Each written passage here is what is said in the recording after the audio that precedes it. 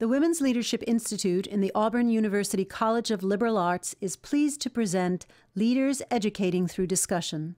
We hope you will take a moment after you watch our presentation to add your own voice to the dialogue on our website, auburn.edu/women's leadership. I am so honored to be here. I don't even feel worthy.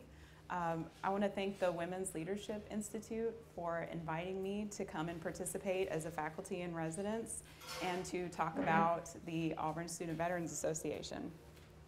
So I'm going to tell you a little bit about myself and how I got here, and a little bit about, well, a lot about my organization and how we got started and my part in that, and how being a woman in a male-dominated environment brought balance to the organization.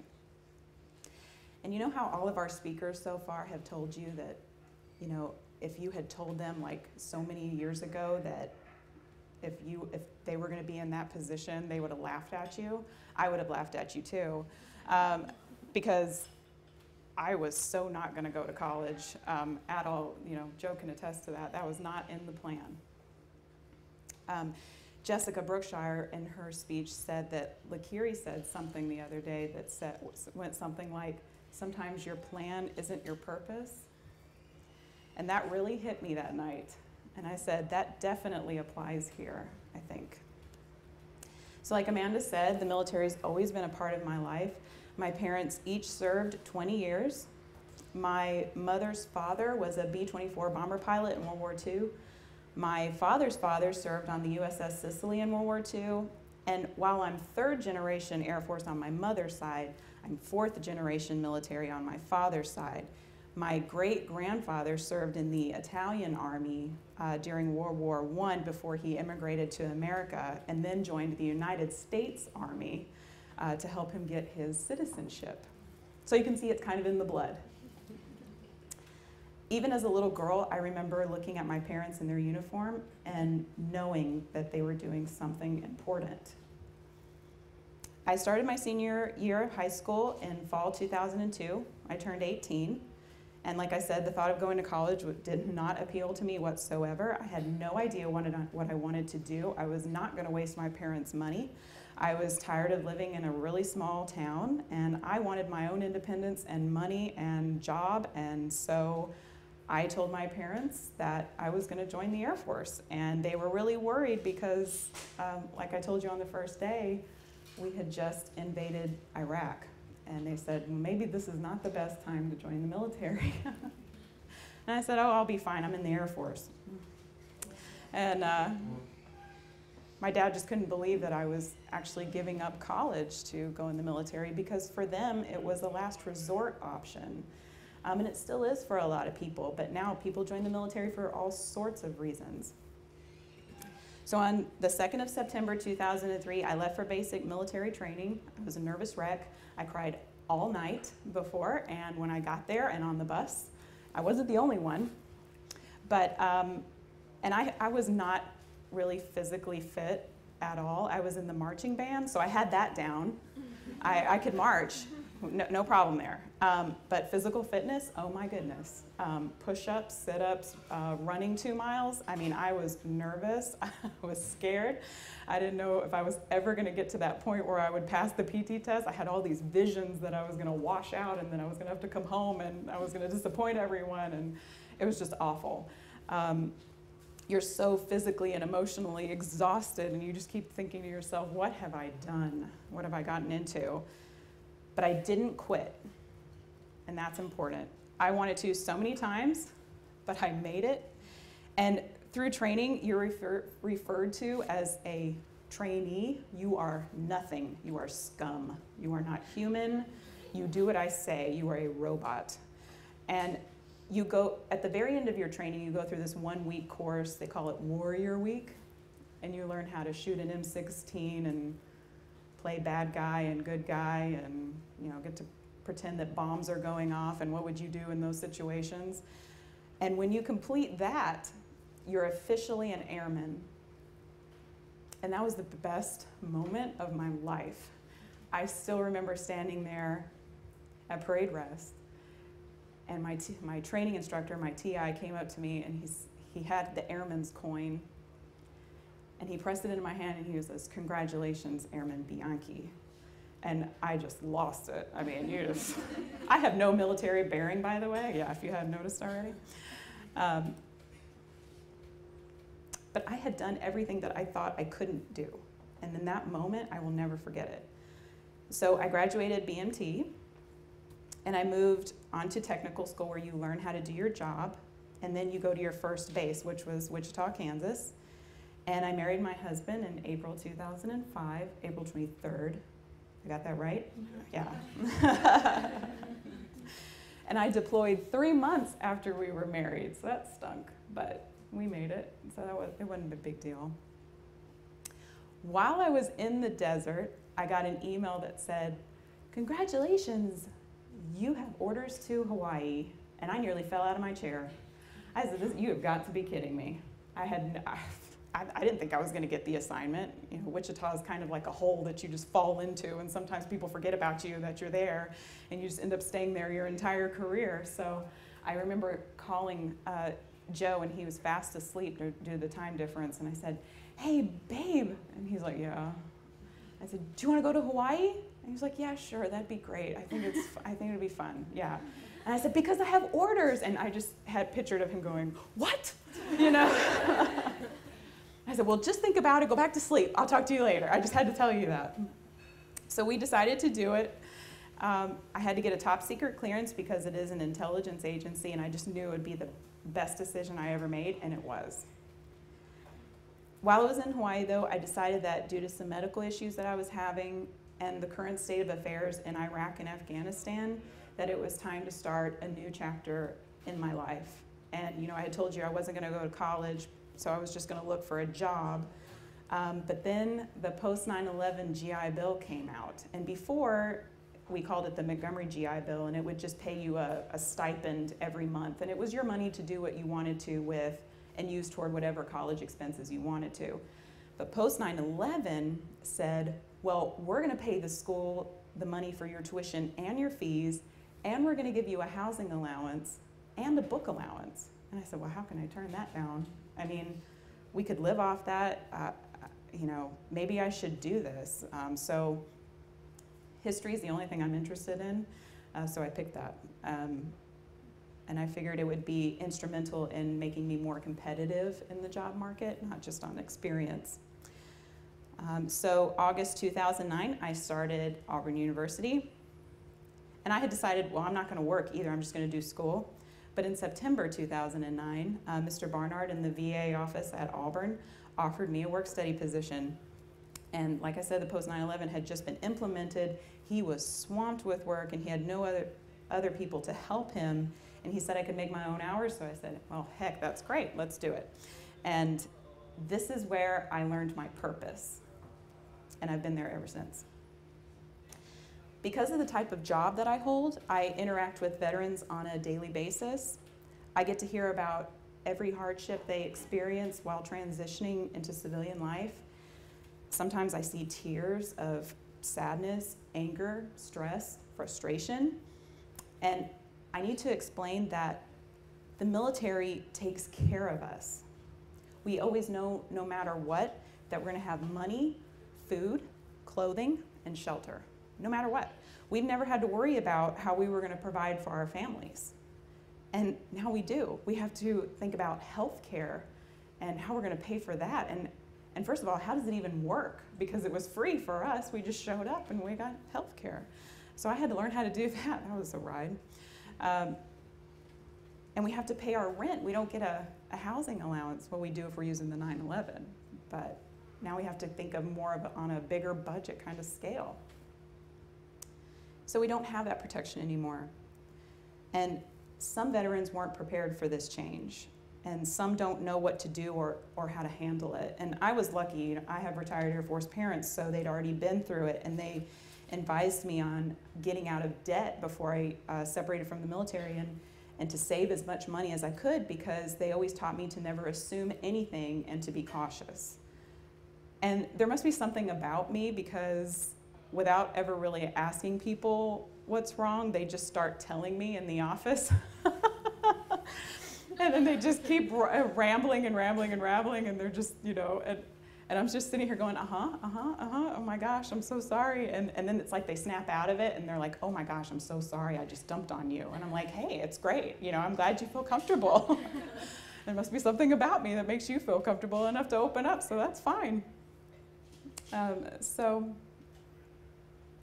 the GI Bill was the first problem that we had to deal with. And Auburn University, along with the majority of universities across the nation, were not ready for this GI Bill. It's too big. The Veterans Administration was not ready for this GI Bill.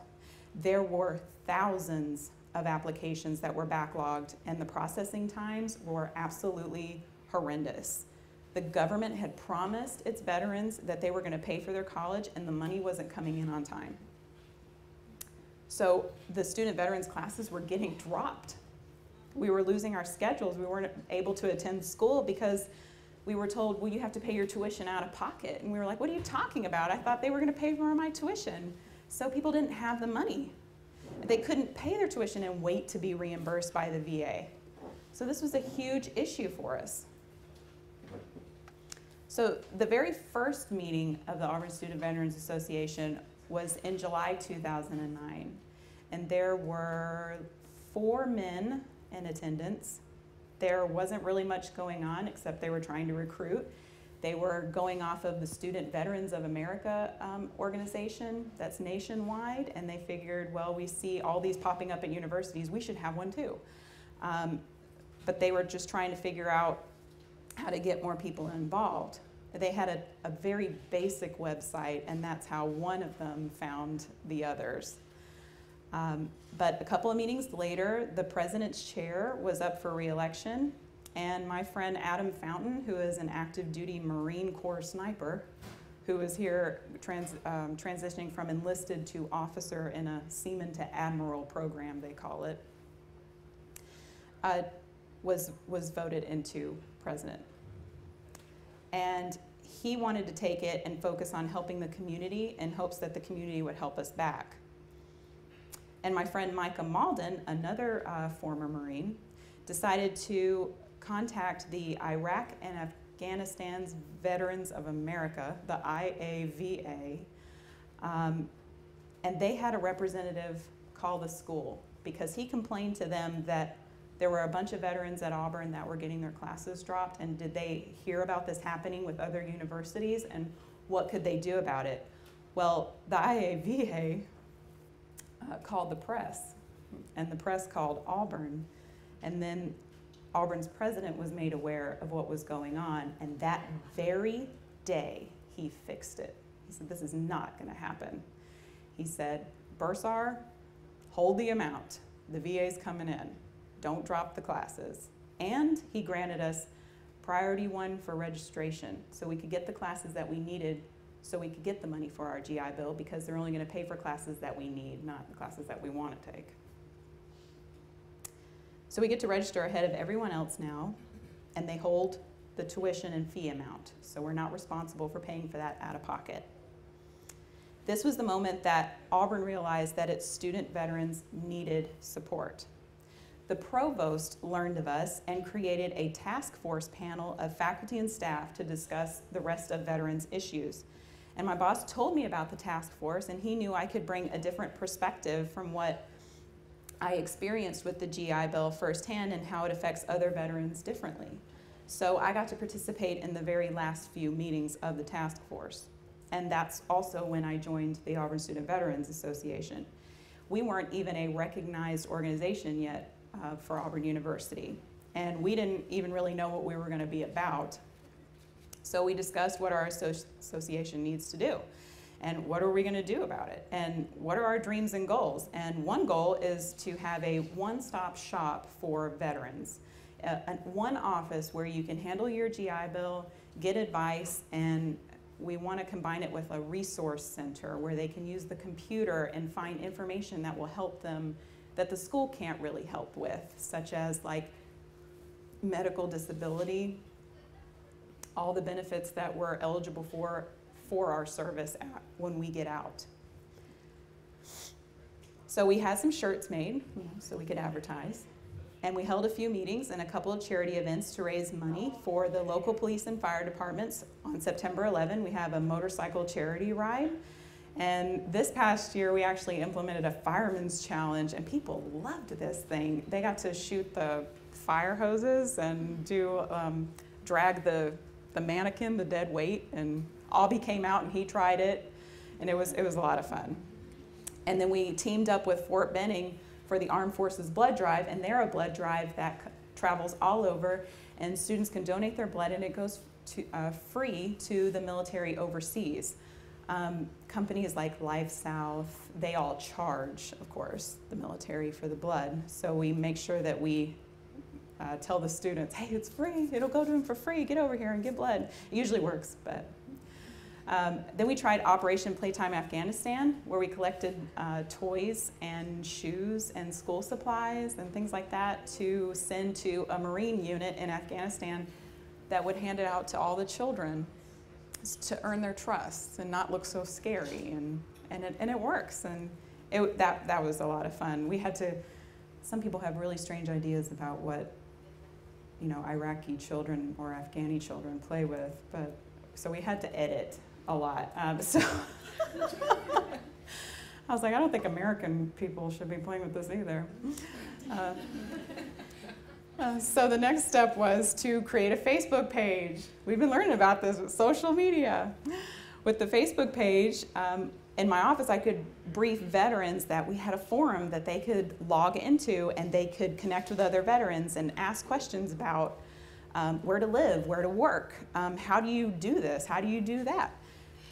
And one of our other veterans who's in computer software engineering made us a legitimate page on auburn.edu so people can go and look and find us. And we also decided to hold an annual luncheon and donate our proceeds to an organization. The past 2 years it's been Wounded Warrior, and this past spring we sent it to Game Day for Heroes, and they provide collegiate sporting event tickets to active duty and wounded warriors to come and chill out and enjoy a college game. And we use our networking and social media like Facebook and connecting with other organizations like that IAVA and the Student Veterans of America. And by going out and just talking to people, most of you in this room know someone that's in the military, or you're probably even related to someone that's in the military. And so just by having a conversation, we can already connect and find something that we have in common.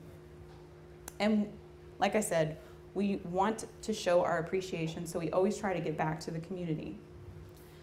Our networking paid off, and we achieved the establishment of a Veterans Resource Center.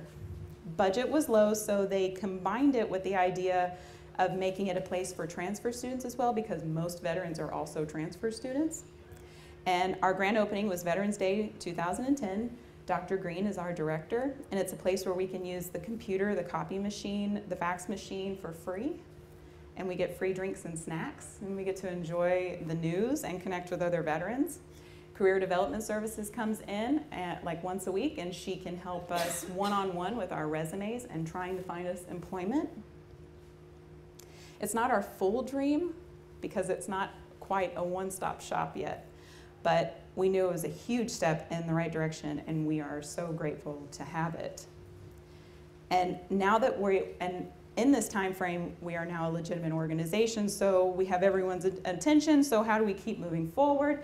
And that's where the Veterans Steering Committee was born, and that's how I met Dr. Baker. They asked me to be a part of that because of my knowledge in the GI Bill office again. So I sit on that panel as a student veteran advisor. One of the major concerns is how we educate our faculty and staff about some of the concerns that we have. And Dr. Baker showed you a little bit of that YouTube video that we made that we hope that we can send out to the faculty and staff and hopefully make them aware that we're in your classroom, we're here. You're getting more and more veterans. Because this is a huge problem, because I can't tell you how many times I have certain veterans come to me and say, do you know what happened to me in class today? I was like, oh, do I want to know? And I remember my friend John, who's a former Marine, the professor was talking, it was literature class, and his professor was talking about Ernest Hemingway's A Farewell to Arms, and it somehow morphed into a full-on war conversation. So that immediately got his attention. He was infantry. And then the professor proceeds to basically call anyone who participates in war murderers. And of course, that really hurt him. And he could not believe that the professor said that in the classroom. And so he flat out told him, because John will just say anything to your face, you know, that was, you know, completely inappropriate, and I'm a former Marine, and I can't believe you just basically called me a murderer. We need to make our faculty aware that to be more sensitive in the things that they say. You know, not all of your students are 18 right out of high school. These guys have experiences that I can only imagine. And we face challenges with the student body as well. For some reason, this always happens to my friend John, but again, him, I don't know why he's such a target, but he told me the other day that this girl looked at him and said, "Oh, so you were a Marine?" And he says, "Yeah." And she said, "Oh, did you ever kill anybody?" And he just looked at her and went, "Yes, women and children only." You know, I'm glad he can see the humor in it, but I just looked at him like, I can't believe someone said that to you. And some people are so shocked when I share that, and I'm like, yes, people say those things. They are completely inappropriate. So we also need to make the students aware that there are certain things you can say and certain things you shouldn't say.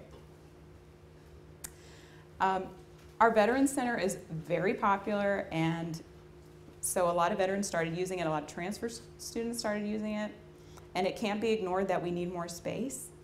And we have, actually, Auburn has a lot of kids whose parents are high-ranking military officials, and they come with them to tour the campus and to come to our office. And we want something to be really proud of and to show these people how Auburn supports their veterans and their military. And so now, the old student union, FOI, on the second floor will be our new official Veterans Center, our dream, the one-stop shop that we have been working for. It's really happening, and we are so excited. I also want to share with you that I am the first and only female officer in the Auburn Student Veterans Association. I'm also the only active female member. These men are my brothers. I love them. They are so fantastic. I'm completely used to a male-dominated environment, obviously. The entire United States military is still only 14% female. My first base in Wichita, Kansas was a maintenance squadron. Who works in maintenance? Men. I reported to men. I worked with men. Men, men, men, men, men. In Hawaii, I reported to and answered to males there too. And one in particular was a Marine Corps colonel. And you haven't experienced intimidation until you have briefed a Marine Corps colonel, let me tell you. I can't even describe the feeling. So what I decided to do was to be the best I could be in my job and in my work. I didn't go into my briefing without knowing my stuff. I went in prepared. And then I learned that men accepted me and respected me for this. I became the person to know. They respected that. And I used it here outside of the military. I decided to be the best at what I do. I want to help veterans and be able to answer and address issues that they may have. And because I'm female in this guys only club, you know, I created a sort of balance that they really needed. And I've even sort of become a representative of sorts. When they have something going on, they're like, oh, send Robyn, you know. And it has helped to diminish this idea that it's just a guys club and that they would just tell war stories and it's really militaristic and no females allowed and all this stuff. And it's really important for the faculty and staff to see a female and a male as president and vice president. Philip Williams is our president, and I am honored to have him as my president. I think we made a great team. The Women's Leadership Institute has been one of the examples of support that we've received because of the many opportunities that have arisen, because I think I'm the vice president, seeing that female figure. It's important for me to show everyone that I'm there and to remember that women are very present in the military and in military organizations.